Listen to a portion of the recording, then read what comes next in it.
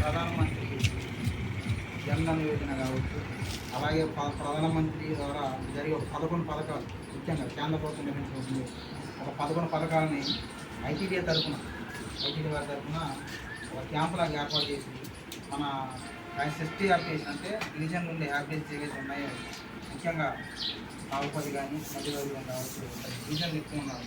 ఈ గిరిజనులకి కొంతవరకు సర్టిఫికెట్స్ క్యాస్ట్ కానీ, ఇన్కమ్ కానీ, ఆధార్ కానీ, తర్వాత రేషన్ కార్డు కానీ, తర్వాత రైతు కిసాన్ కార్డు, తర్వాత మాతృవందన యోజన అనే హెల్త్ కార్డు, ఇలాంటి కార్డుల మీద అవగాహన కలిగి వాళ్ళకి ఫ్రీగా ఉచితంగా ఆన్లైన్ చేసే ఒక్కరోజు కార్యక్రమాన్ని నిర్వహించారు.